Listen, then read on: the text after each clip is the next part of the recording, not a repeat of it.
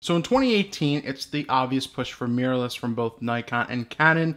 And today I really want to specifically talk about Nikon, but really how you can kind of DIY this yourself, make your own Nikon camera, any DSLR that has a silly mirror in it, mirrorless. And it's very simple. It's not really damaging. Plus you get the full effects of what a mirrorless is without the mirror in your camera, and it's not loud or anything. So here's how. Simple steps. So once again, you don't worry about damaging anything because you're not going to use it. So I didn't have a Nikon camera on me, but this is the new Nikon Z camera, the expected, what it's going to be.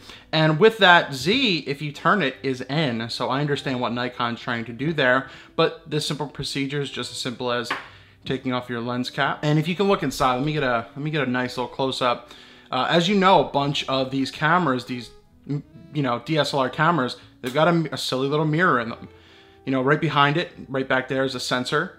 And the more you, click and click and click and it has a life on it, they're very loud. That's the appeal that of mirrorless stuff, is a lot of the size and everything that goes into it. But once again, this is a very easy hack, DIY self on doing this. You could try and take it out by hand, but it's not that easy. Once again, you could go get a set of pliers, wire pullers, anything like that, and it's pretty safe for what it is. So what you can do, and I'm gonna do my best to get this on camera, is to really kind of grab the mirror right here. It's hard to see. It's a little overexposed. I want you to see inside.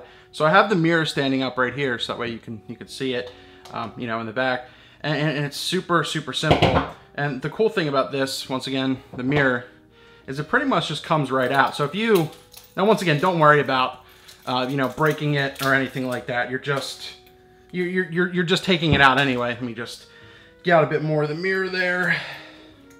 We're gonna continue to get out pieces of the mirror, and it might be tucked back a little bit. I don't know. It's gonna be that easy to see. As you kind of see, it's a little bit tucked back there. You're gonna have to go in a little bit deeper. Don't be too rough with this stuff, in all honesty, because you could do damage to the sensor if you don't know what you're doing. But just kind of keep pulling till you come loose with it. I think that's a better, see if you can kind of see that a little bit better. That's a better view. And dude, there's no mirror in the way of this whatsoever. It just goes straight back to the sensor. So once again, I'm really gonna brighten this up so you can see inside here. And if you look in here, it's really still a little bit of the mirror remaining. So I'm gonna continue diving in on this.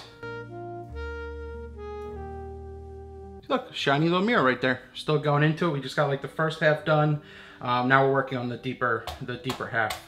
And we're gonna extract that as well.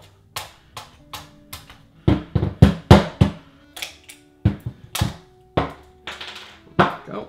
Further getting that there. There we go. Finished off the last piece of the mirror. So if you kind of look right now, I don't know if you can see, that's just the sensor there, and there's really no residue or anything remaining, but it's easy to clean up. You can just push it aside. But I mean, you could still go around using your Nikon Canon camera effectively, but getting all the pro results of being a mirrorless camera. So that's about it. No more mirror for this camera. Time to go enjoy some of the features, and that's about it. DIY any DSLR to be mirrorless. Thank you so much for watching. Let's see what Nikon and Canon can do coming up. But I think we got a sneak peek right here.